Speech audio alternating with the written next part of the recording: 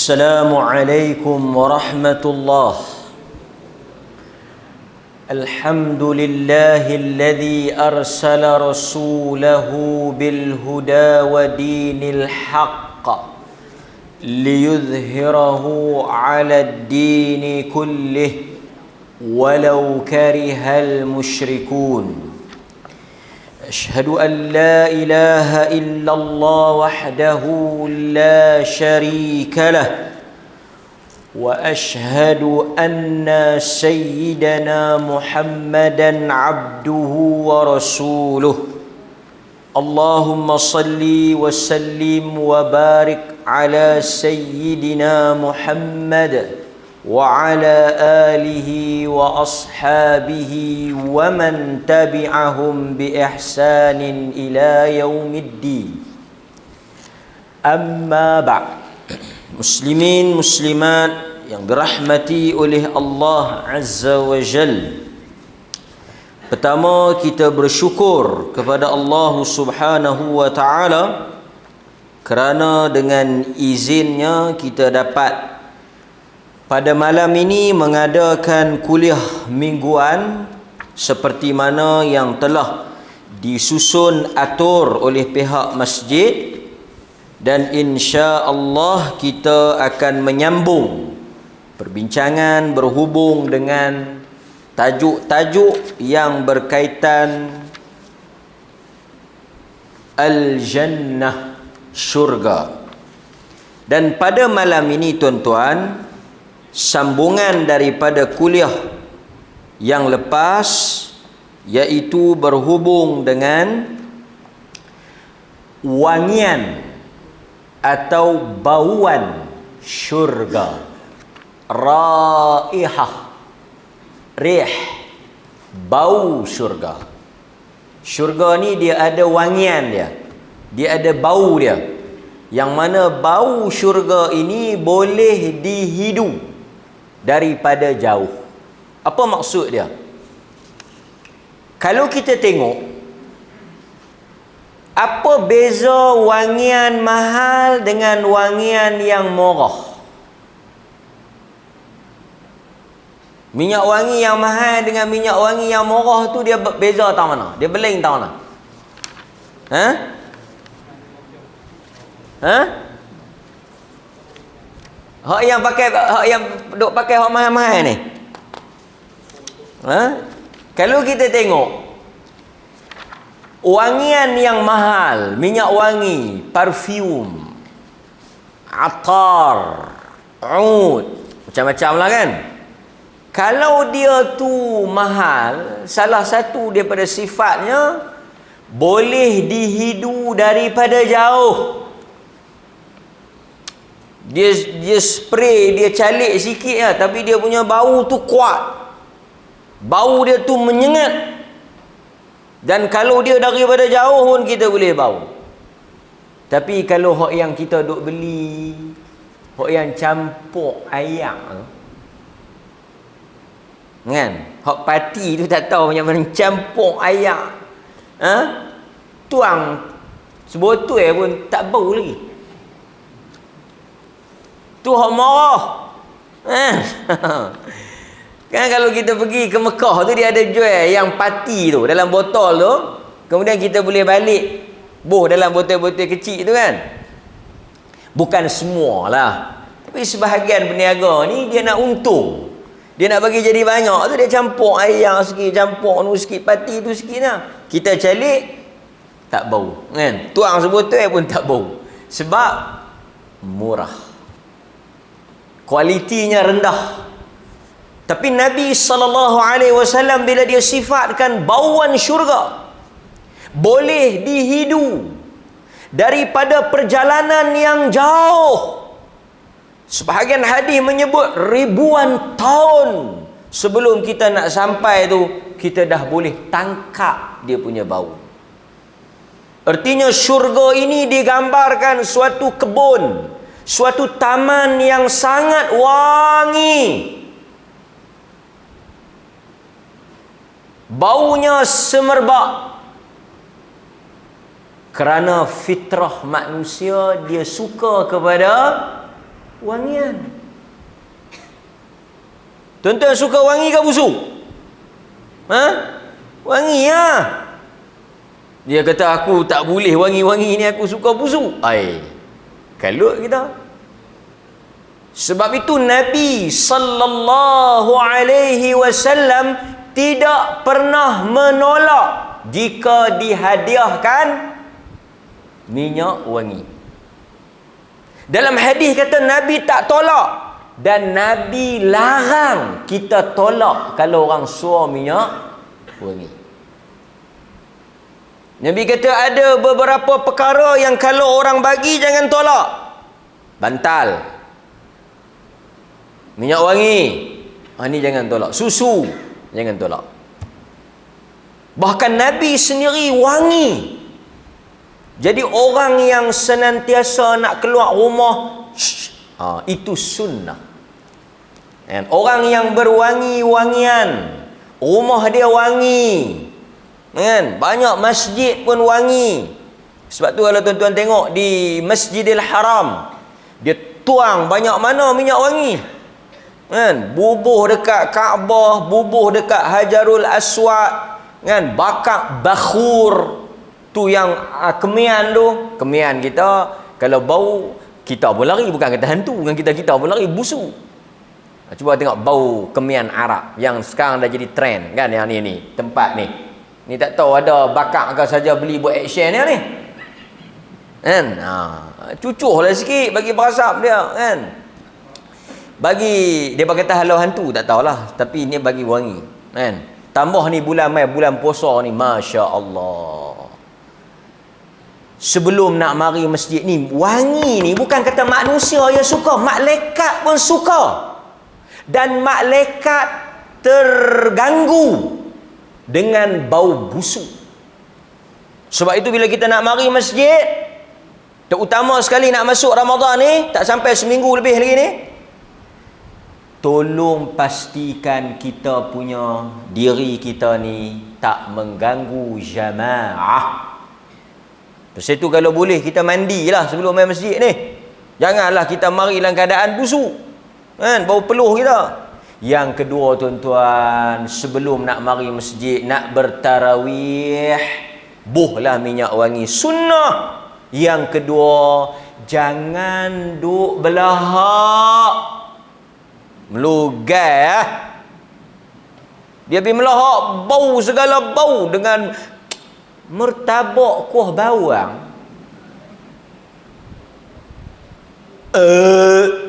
Jahanam dah tarawih aku malam ni. So benda-benda ni bagi kita kecil. Nabi kata man akala basal aw thum, siapa yang makan bawang putih, bawang merah, jangan mari masjid kami. Artinya larangan tu. Jangan duk buat akal pula. Saja pergi duk pepok bawang. Awak abang tak pergi tarawih malam ni, aku makan bawang. Bukan aku tak mau pi, Nabi tak bagi pi. Ada Listerine, ada apa tu? Beli tu, farmasi tu. Freshener yang boleh kan, kita nak main nganga mulut kita tu, semuk. Yang tu tak membatalkan puasa. Kan jangan pergi makan pula, kalau makan batal lah.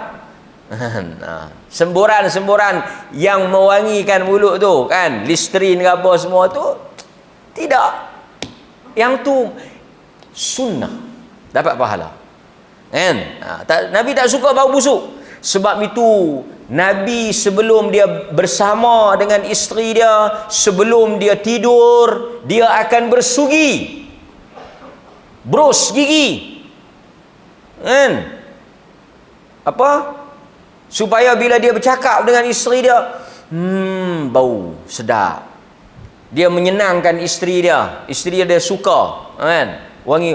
Kata Anas bin Malik, wala syamamtu raihatan qattun atyab min raihati Rasulillah. Aku tidak pernah mencium suatu bauan yang lebih wangi daripada bauan Nabi sallallahu alaihi wasallam. Maksudnya Nabi ni dia punya orang yang wangi. So siapa-siapa, kita jarang pakai minyak wangi masa nak tidur. Sepatutnya kita bau sikit, calik sikit. Bila kita tidur bau wangi. Kan? Ini sunnah. Okey? Baik. Jadi sebab itu bila kita bercakap tentang soal wangi-wangian, memang tabiat manusia ni dia suka kepada wangi-wangian. Boleh? Okey. Dan esok yaumul jumu'ah, the last Jumaat di dalam bulan Syaban. Kerana kita akan tengok anak bulan 22 hari bulan kan. Lepas tu kita kemungkinan akan berpuasa 24 ke 23? Pasal saya tengok 29 dia. Kan? Jadi kita akan last Jumaat esok lah. Lepas tu kita akan masuk bulan Ramadan. Tak ada buat tangga dah buat apa. Minta maaf lah kalau ada salah silap. Minta ampun lah kalau ada salah silap. Kalau ada apa tak kena minta ampun. Sabar. Bertenang. Raya masih lambat. Istighfar kepada Allah. Memang kita disunahkan. Pertama tuan-tuan, kita make sure bila kita masuk dalam Ramadan, kita bersih daripada apa-apa yang mungkin boleh menghalang keberkatan Ramadan tu mari kepada kita. Okey? Baik. Esok hari Jumaat, Nabi SAW suruh kita pakai wangi. Dah alang-alang nak sebut pasal minyak wangi syurga ni, saya sebut sentuh sikit pasal wangi-wangian ni. Nabi kata dalam hadis Abu Sa'id Al-Khudri yang diriwayatkan oleh Al-Bukhari, Nabi kata al-ghuslu yawmal jumu'ah wajibun ala kulli muhtalim wa an yustanna wa an yamassa tiban in wajada. Mandi hari Jumaat ini diwajibkan kepada orang yang sudah aqil baligh, dan kemudian dia bersiwak, bros gigi, kemudian dia memakai wangi-wangian jika dia memilikinya. Maksud sunnah kita pakai wangi-wangian esok pada hari Jumaat. Sebenarnya tuan-tuan, tuntutan kita pakai wangi-wangian ni setiap kali kita mari masjid. Bahkan tuan-tuan, esok ni kalau tuan-tuan mari semayang, afdal kita duduk saf depan. Baik lelaki, baik wanita. Afdal saf depan. Tetapi hukum afdal itu boleh bertukar. Jika tuan-tuan mai duduk saf depan, tiba-tiba kiri kanan tuan-tuan tak berapa nak membantu. Busuk ke apa ke, tuan-tuan tak selesa, afdal tuan-tuan pergi duduk belakang. Sebab dia boleh mengganggu kekhusyukan.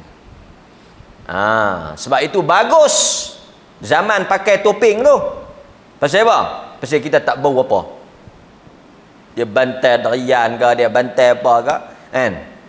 Macam-macam bau. Tambah bulan puasa ni tuan-tuan, sunnah berbuka dengan rutak, bukan rokok. Dia baca hadis tak betul. Sunnah rutak, bukan rukuk.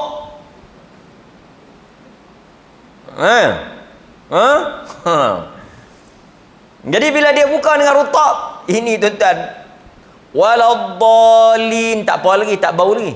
Amin, gudang garam. Salim. Segala bau ni jangan main masjid. Mayang di rumah. Bini dia perambat dia mai, kita perambat balik. Kata Al-Imam Al-Qurtubi rahimahullah, pada hari Jumaat ada perkara yang disunatkan untuk kita melakukannya yang tidak ada khilaf di kalangan para ulama. Al-Qurtubi kata tak ada khilaf. 3 perkara. Yang pertama, pakai minyak wangi. Yang kedua, bros gigi. Yang ketiga, memakai baju yang elok dan bersih. Tak ada khilaf. Sunnah pada Jumaat. Baik. Hadirin mukminin, banyaklah kalau kita nak bincang. Yang ni khas bagi lelaki. Wanita seperti mana yang kita faham, nanti kita akan tengok dalam bab yang berikutnya. Baik. Kita tengok hadis yang pertama berhubung dengan bauan syurga.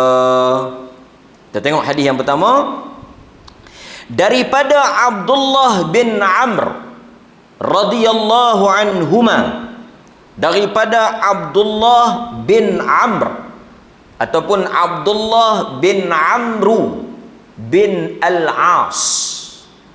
Abdullah bin Amr bin Al-As. Dia kata Nabi sallallahu alaihi wasallam bersabda, qal man qatala mu'ahadan lam yarih raihatal jannah wa inna rihaha tujadu min masirati arba'ina amman. Hadis yang diriwayatkan oleh Al-Imam Al-Bukhari. Tu hadis pertama tentang tajuk bauan syurga. Tajuk kita malam ni, tajuk dia bauan syurga. Sebab itu bila kita balik rumah, isteri-isteri kena buh minyak wangi supaya kita berasa rumah seperti syurga, dikelilingi oleh bidadari-bidadari syurga. Kan, mereka pun pakai cantik, dia kata bidadari dalam syurga rumah. Kan, maka dia tak mencari lagi bidadari di luar. Kan, tapi kebanyakannya akal je tu. Kan, baik. Jadi dia bagi wangi. Sebab perempuan ni bukan mereka busuk, mereka tak busuk, tapi mereka biasalah mereka goreng ikan. Jadi ikan tu yang mai busuk mai kat mereka. Jadi kita satu lagi, dia duk suruh bini dia wangi tapi dia tak beli minyak wangi bagi. Kan, dia belilah minyak wangi. Dia kata pasal apa hang bau belacan lah. Dia tanya bini dia. Dia kata macam mana tak bau belacan, abang yang suka makan sambal belacan. Kan, bagi minyak wangi, beli yang mahal-mahal. Ada yang untuk wanita punya tu. Kan, Chanel. Kan. Beli yang tu 300 400 botol tu, bagi. Hang guna sikit-sikit nak tidur, hang spray sikit. Kan, janganlah guna sampai kawan tu. Habis dah baru beli kemarin. Mandi ke apa? Beli, kan? Beli minyak wangi tu, bagi dia spray.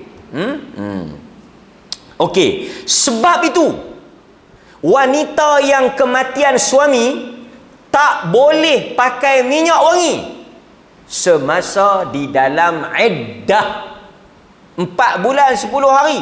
Dia tak boleh sentuh minyak wangi. Sebab kalau dia pakai minyak wangi, tu imam singgah kerak. Tu imam juga kena. Tak apa, tu imam ni tak menikahi. 4 bulan 10 hari dia tak boleh pakai. Kan? Sebab wanita ni dia kena pakai. Masa laki dia hidup, dia tak pakai.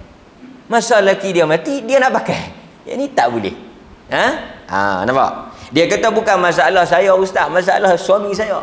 Hidung dia resdung. Kan? Pakai, orang perempuan pakai, dapat pahala. Kan? Dapat pahala. Baik. Depa kata pergi beli di aman tu, beli hak yang ni spray sikit. Kan? Bila suami balik, tenang, dapat pahala. Bukan payah. Dia kata saya tak rajin sembahyang sunat, tapi kalau suami saya balik dia bau wangi, pahala dapat. Nampak? Okey. Sambung berikutnya. Nabi kata man qatala mu'ahadan. Mana-mana orang Islam yang membunuh seorang kafir yang mempunyai perjanjian dengan kerajaan Islam. Tajuk ni besar ni. Tuan-tuan, orang-orang bukan Islam, kafir yang duduk dalam negara orang Islam, yang mereka ada perjanjian, mereka ikrar untuk taat setia. Contoh macam Malaysia ni orang-orang kafir yang ada ni, mereka ni semua ada perjanjian dengan orang Islam. Kerana negara ini negara orang Islam. Tuan kepada negara inilah tuan tanah kepada negara inilah negara orang Islam. Jadi orang bukan Islam, dia ada perjanjian dengan kita, perlembagaan negara. Artinya mereka ialah orang Islam yang kita tak boleh kacau. Kita tak boleh musnahkan rumah ibadat mereka. Tak boleh mengganggu mereka dan tak boleh mengapa-apakan mereka. Ada siapa tak tahu, dia bagi fatwa, dia kata boleh curi harta orang bukan Islam pasal depa pun tak berapa nak betul sangat. Tak boleh. Sebab itu Nabi bila berurusan dengan orang bukan Islam, orang tanya, hutang dengan orang bukan Islam kena bayar? Kena bayar. Kalau kita berurus niaga dengannya, kita tak boleh tipu, berdosa. Apa sahaja benda yang kita buat dengan orang bukan Islam, ada dosa pahala dia. Bukan kata orang bukan Islam, dengan anjing pun ada dosa pahala. Sebab itu Nabi SAW bila lalu jenazah orang kafir, Nabi bangkit.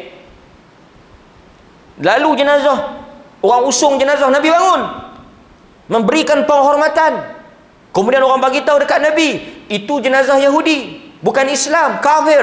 Nabi kata, bukankah dia seorang manusia?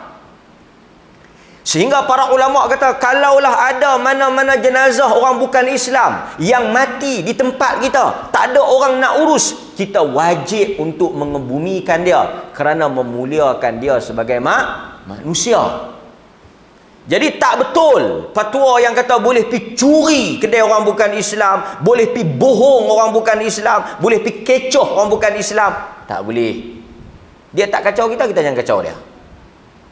Itu prinsip dia.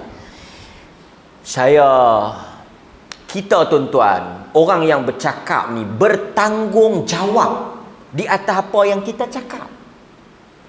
Saya bukan nak bela mana-mana pihak, tapi kita kena ada tanggungjawab lah. Sebelum nak mari cakap dengan tuan-tuan ni, saya kena baca, kena study, kena semak, kena tengok. Tak boleh mari duk ikut dah nak bercakap, tak boleh. Sebab Allah Ta'ala akan tanya.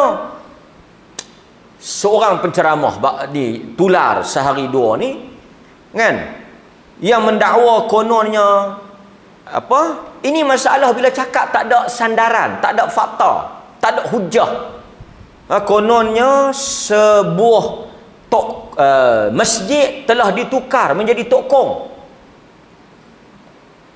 Dia pun tak tahu macam mana boleh jadi masjid, boleh jadi tokong.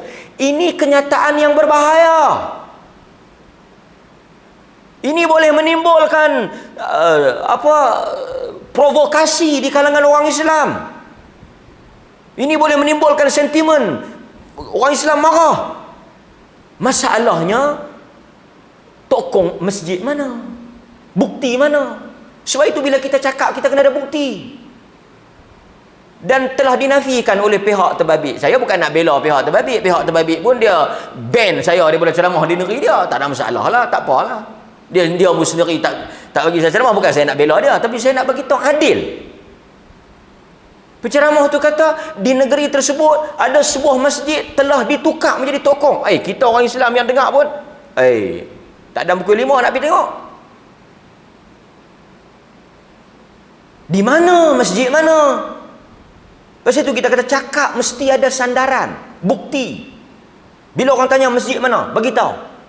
Tang mana, lot mana. Kan? Takkan orang tak tahu tuan-tuan daripada masjid jadi tokong. Macam mana boleh jadi tokong kalau betul? Dan takkan orang-orang Islam kot tu tak buat apa-apa tindakan. Takkan orang tu tak report dan sebagainya. Ini dakwaan, ini bahana bila duk biasa bercakap ikut sedap mulut tanpa ada sandaran. Saya sebut ni secara umum. Dan pihak yang dituduh, yang didakwa itu dia nafikan. Dia kata tak berlaku hal itu. Dan dia tuntut penceramah tersebut mohon maaf. Saya tak masuk belah kerajaan tu ke, saya tak masuk belah penceramah tu.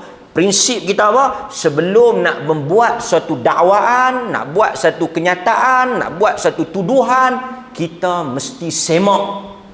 Dan kalau salah kita tarik balik, kita minta maaf. Kita kata benda ni tak betul. Kan? Bahaya tuan-tuan. Kenyataan-kenyataan yang seperti ini mendakwa, kan?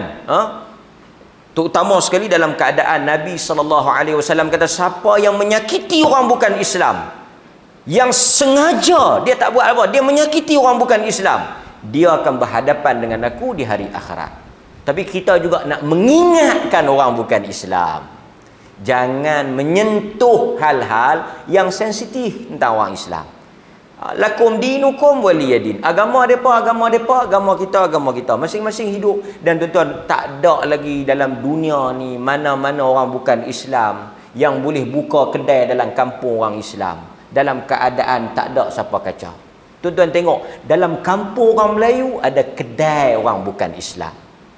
Dan tuan-tuan, dalam negara majoriti orang Islam yang kaya, boleh kerja, boleh meniaga, tak ada siapa kacau, boleh kumpul kekayaan, orang bukan Islam. Yang mana orang Islam kadang-kadang tak dilayan begitu. Kan, tuan-tuan pun kan berurusan tak ada masalah, pergi kedai orang bukan Islam. Kenapa? Kerana Nabi menyatakan sesiapa yang mengganggu orang bukan Islam yang ada perjanjian, Nabi kata lam yarih, dia tidak akan bau raihatal jannah. Sesiapa yang membunuh orang bukan Islam yang ada perjanjian, kafir muahid ataupun kafir zimmi yang dilindungi, Nabi kata orang ni dia tidak akan bau syurga. Orang Islam ni dia tak akan bau syurga. Wa in rihaha tujadu min masirati arba'ina amman. Tuan-tuan boleh bayangkan, dia diharamkan bau-bauan syurga ni, yang mana bau syurga itu boleh dihidu 40 tahun perjalanan. Daripada sini nak sampai ke situ 40 tahun kita berjalan baru sampai. Jauh lah maksud dia. Apa point dia? Tempat tu jauh, tapi bau tu dah sampai kat kita. Macam tuan-tuan contohlah, lalu satu jalan bau nasi kandang ke, apa ke, bau apa-apa yang sate ke apa. Hei, Saka ni tak dan sampai lagi bau dah. Nampak? So Nabi kata dia punya bau syurga ni kuat, semerbak, harum, yang boleh dihidu bauannya dalam tempoh 40 tahun perjalanan. Hadis Bukhari. So nak menunjukkan kepada kita apa dia tuan-tuan? Hadis ini menjelaskan tentang betapa hebat, tinggi, kualiti, cantik, indah, harum, wangian yang begitu menggamit rasa kita.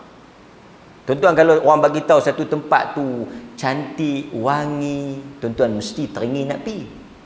Tuan-tuan boleh bayangkan syurga tu dengan pokok dia, dengan bunga dia, boleh dihidu. Baik. Baik, kita tengok sedikit. Ada tak selain daripada golongan ni yang tak boleh membau bauan syurga? Ni tajuk besar ni. Okey. Ada beberapa golongan yang diharamkan untuk bau-bauan syurga. Tuan-tuan tolong note. Nombor 1, orang yang membunuh, mengganggu, menyakiti orang kafir yang ada perjanjian dengan orang Islam. Kafir muahid ataupun kafir zimmi yang dia ada perjanjian, dia mari nak dapatkan perlindungan, dia nak jadi rakyat di sini, dia ikat taat setia, dia mendapat perlindungan daripada kita. Itu yang pertama. Jadi yang kedua, orang yang diharamkan untuk bau syurga. Hadis riwayat Imam Muslim. Saya baca daripada Abu Hurairah radhiyallahu an, daripada Nabi sallallahu alaihi wasallam, sinfani min ahlin nar lam arahuma qaumun ma'ahum siyatun ka'adnabil baqar yadribuna bihan nas wa nisa'un kasiyat ariyat mumilat mailat ru'usuhunna ka'asnimatil bukht al-ma'ilah la yadkhulna al-jannah wa la yajidna rihaha wa inna rihaha la yujadu min masirati kadha wa kadha. Hadis Muslim. Nabi kata apa? Dalam hadis ni ada beberapa pok yang tak boleh bau syurga.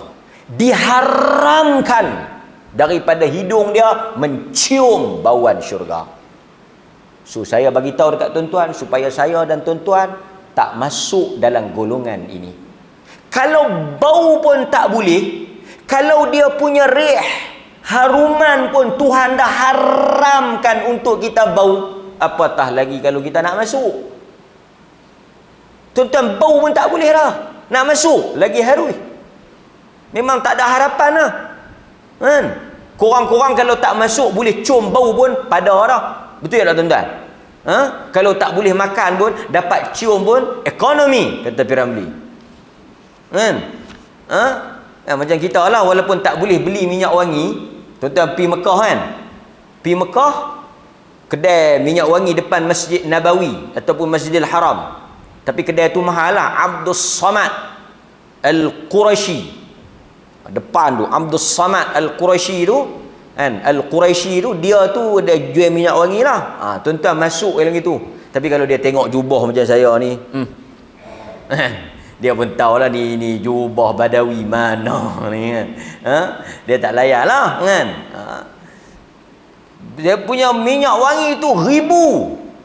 Pasal tu kalau tuan-tuan nak pesan orang pergi Mekah, dia kata kalau pergi Mekah kirim beli minyak wangi kedai Abdus Samad. Abang kedai Abdus Samad Al-Quraisy. Kan? Dia kata mudah nak cari duduk depan masjid. Memang mudah nak cari, payah nak beli. Kan? Abdus Samad Al-Quraisy tu minyak wangi dia mahal.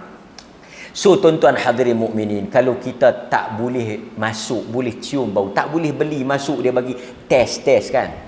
Ni minyak wangi yang mahal ni, lepas kita cium, dia bagi cium apa?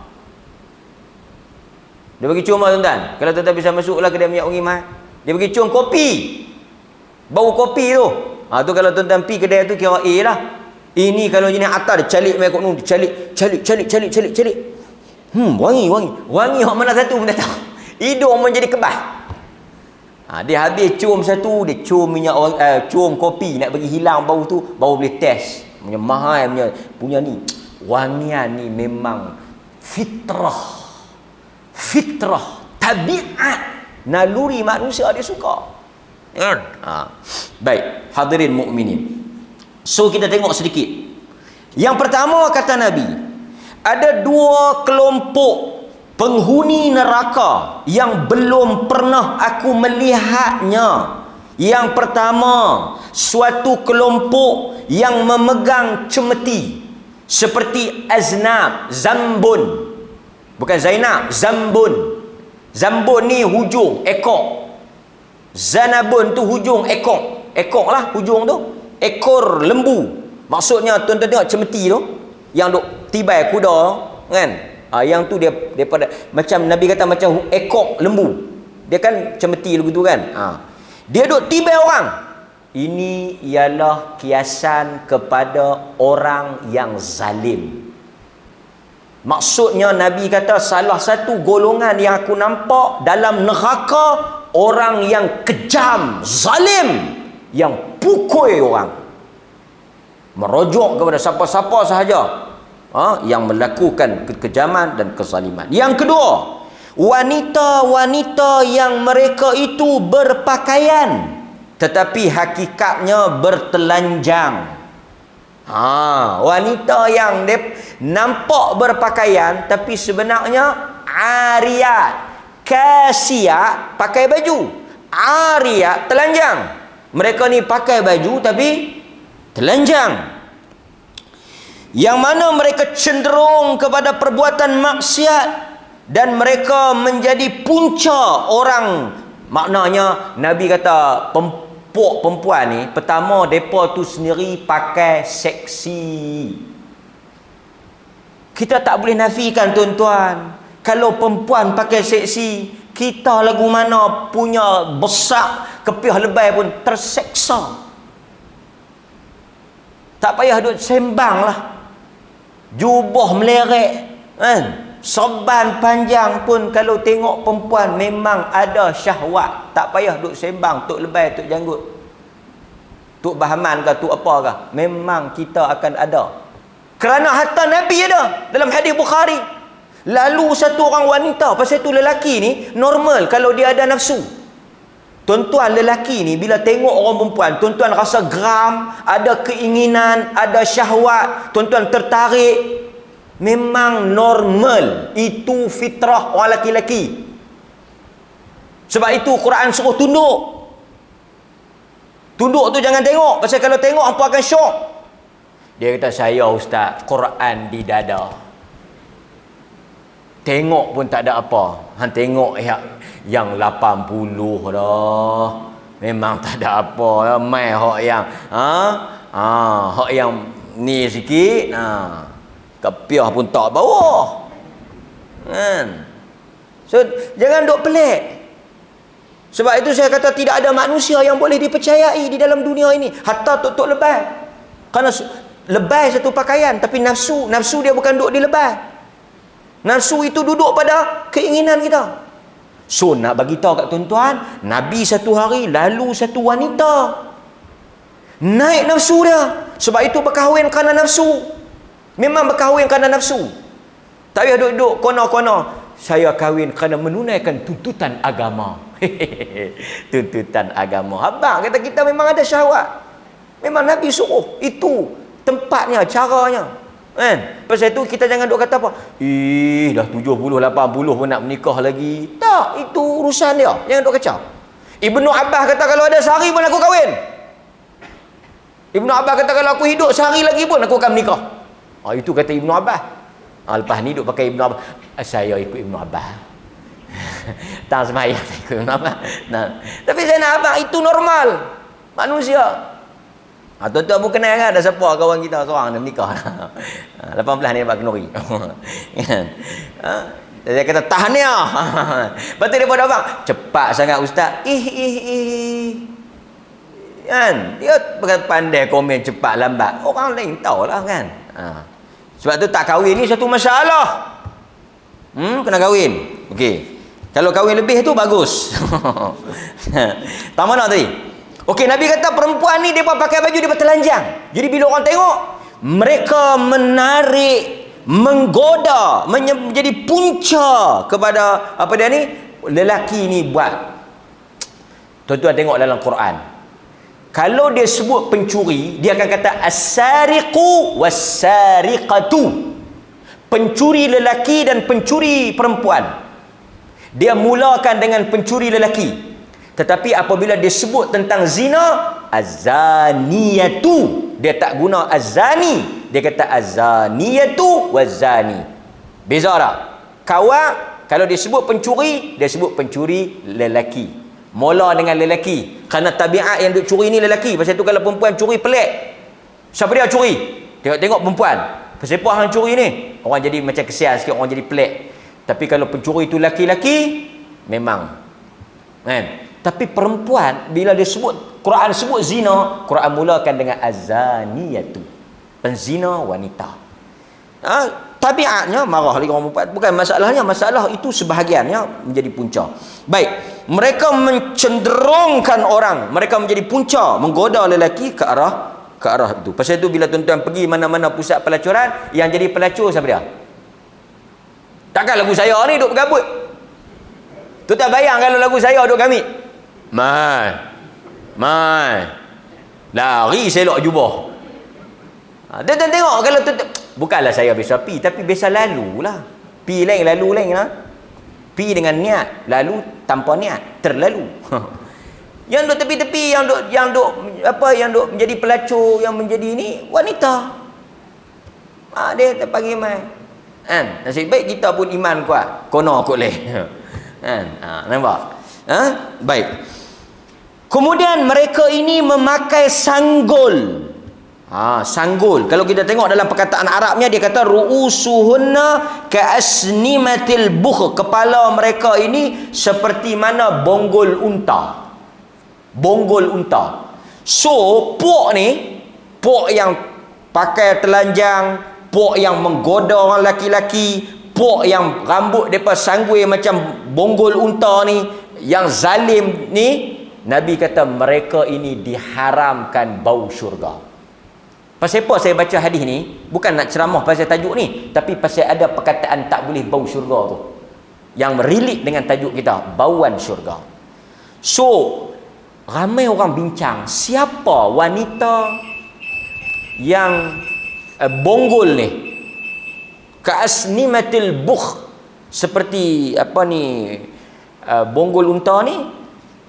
Tuan-tuan jaga-jaga, tak bau syurga kan? Takut kita ikut trend, ikut fashion, kita masuk dalam golongan tadi. Sama ada isteri kita, anak-anak kita, wanita kita dan sebagainya. Mudah-mudahan Allah lindung lah. Azan dulu tuan-tuan, sekali lagi saya sambung sikit hadis-hadis ni, kita boleh tangguh insya-Allah taala.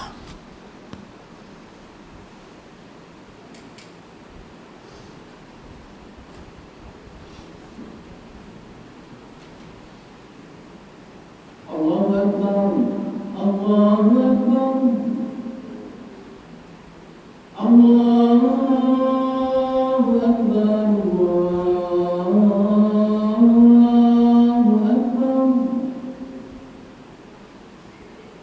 Asyhadu an la ilaha illallah. Asyhadu an la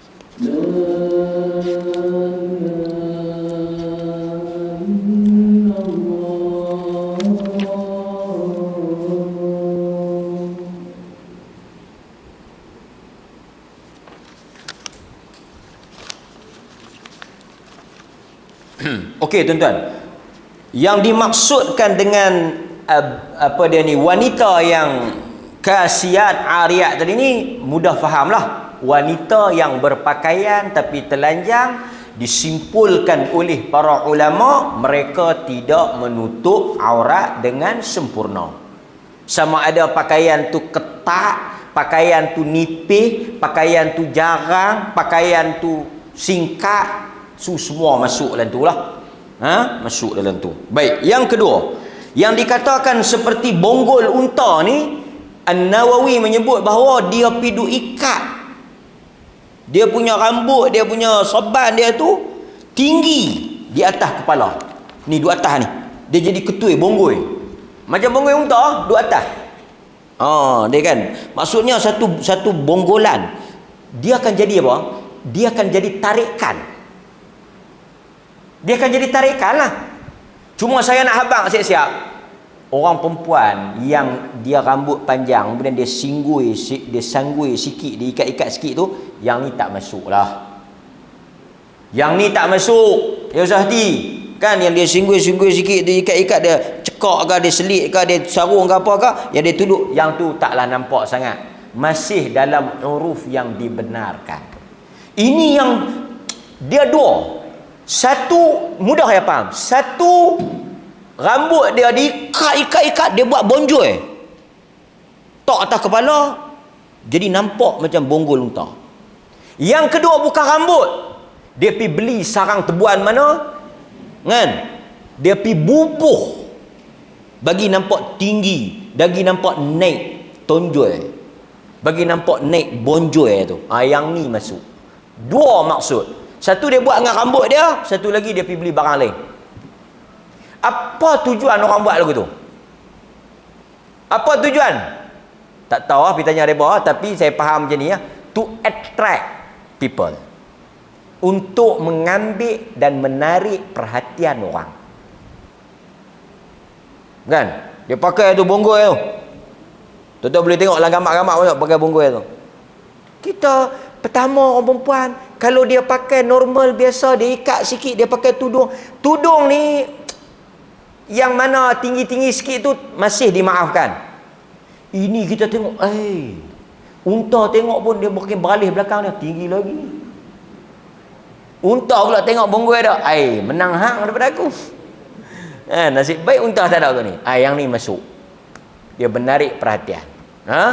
Dia menjadikan benda itu sebagai apa? Attraction. Itu tak boleh ya. Okey. Macam-macam lah kan. Berikutnya, golongan yang diharamkan. Saya nak ambil satu dua lagi, kemudian kita boleh tangguh insya-Allah. Nombor satu, orang yang diharamkan masuk ke dalam syurga ialah mereka yang menuntun ilmu untuk tujuan dunia. Ini untuk orang yang mengaji macam kita ni semua ni, penuntut ilmu ni. Nabi kata, man ta'allama ilman mimma yubtagha bihi wajhullah la yata'allamuhu illa liyusiba bihi 'aradan minad dunya lam yajid 'arfal jannati yaumal qiyamah, ya'ni rihaha. Sesiapa di kalangan manusia yang menuntut ilmu, yang mengaji agama Allah, yang sepatutnya dia ikhlaskan kerana Allah, tetapi dia nak cari dunia, nak cari kemahsyuran, nak glamour, nak buat untung, nak menipu orang, nak bagi orang puji, supaya manusia sanjung, angkat dia, bukan kerana Allah. Dia nak bangga dengan ilmu tu, nak megah dengan kedudukan dia. Nabi kata dia tidak akan dapat bauan syurga pada hari akhirat. Hadis riwayat Ibnu Majah. So ini kita yang mengaji ni, kita jangan adalah tabiat ni. Sebab itu salah satu daripada tanda kita ikhlas, tawadhu'. Orang tegur, kita mengaku salah. Itu nikmat. Orang bagi tahu ustaz silap tu, ya saya salah. Salah tu, ya saya minta maaf. Tawadhu'. Kan? Tak kira lah yang muda ke, yang tua ke, yang baru mengaji ke, yang lama. Salah lah. Pasal tu sombong ni orang yang bila orang tegur dia tak boleh terima. Hang siapa nak tanya-tanya ni? Ada nak tanya aku mengaji sehari dua ni. Apa masalah? Tanyalah. Tegurlah. Sombong nak tanya pun tak boleh. Ini bukan level awak. Ada level pula. Ini tahap tinggi ni. Hang takkan tahu hanya duk ambil. Dengar ya. Sombong. Siapa nak tanya? Siapa kita? Tuan-tuan, Nabi ni badui mai tanya soalan yang sangat lekeh. Sangat orang kata apa? Rendah lah. Tapi Nabi jawab, Nabi tak kata apa. Hang siapa ni? Badui apa ni? Tak. Itu standar. Ikhlas, tawadhu'. Baik. Panjanglah kalau kita nak syarah kan. Terutama sekali bila kita dah glamour, payah tuan-tuan. Dah glamour, dah ada ramai follower, dah terkenal, orang salam pun cium tangan, orang kita sampai pun orang sambut. Kita bila dah ada nama, masyhur, glamour, terkenal, orang pergi mana-mana pun nak tangkap gambar, dia mai ni. Dia mai kata apa? Hubbur syuhrah, hubbur riasah ni. Dia mai satu perasaan bangga ni, jaga kan, jaga. Tapi yang ni soal dalaman lah, saya tak kata kat siapa-siapa, termasuk saya yang bercakap pun lebih kurang sama lah. Boleh jadi fitnah itu mari kepada diri saya sendiri, kan.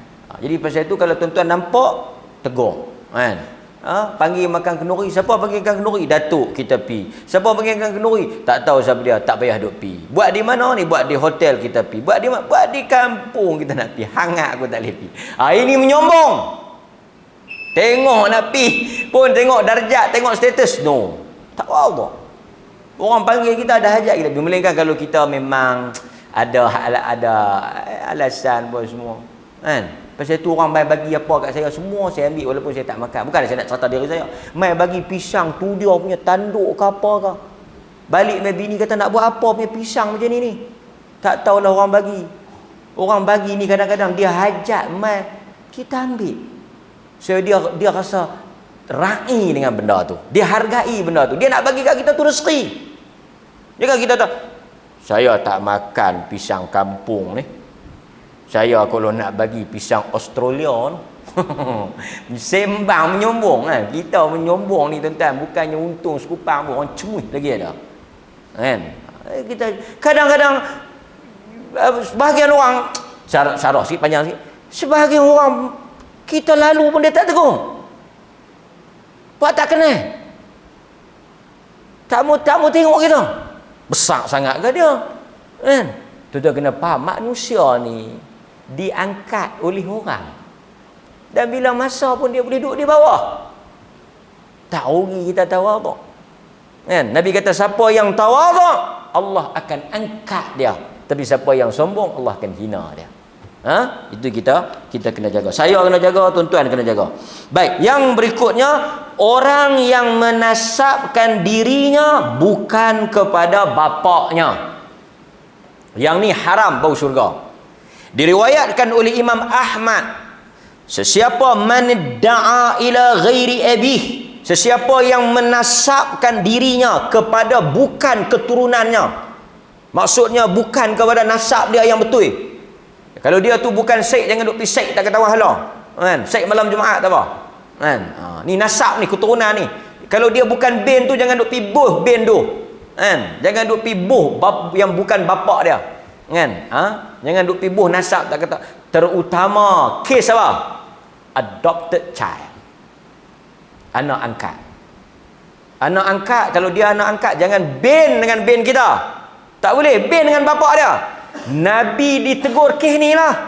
Apabila Nabi menamakan Zaid bin Muhammad, Quran kata jangan. Zaid bin Harithah. Maksudnya tak boleh nasabkan kalau bukan anak kita. Kalau kita ambil anak angkat, letak nama bapak dia. Sebab dia ada bapak dia. Jangan letak nama kita. Pasal siapa yang menasabkan seseorang bukan kepada bapaknya, tidak bau syurga. Melainkan sebahagiannya bukan dengan kerelaan dan pengetahuan dia, yang ni tak kena. Dia tak nak buat macam mana ustaz? Mereka pergi buh bin hak yang belah saya. Masa tu saya pun tak tahu apa. Nak pergi tukar jabatan pendaftaran tak bagi dah. Tak apa. Jalan nak buat macam mana? Bukan kita yang nak, kita yang nak buat. Kan? Berikutnya, siapa tuan-tuan yang tak boleh bau syurga? Orang yang disebut dalam hadis Nabi SAW, mereka yang tidak bau syurga, yang tidak akan mencium bau syurga, para pemerintah yang zalim dan khianat kepada amanahnya.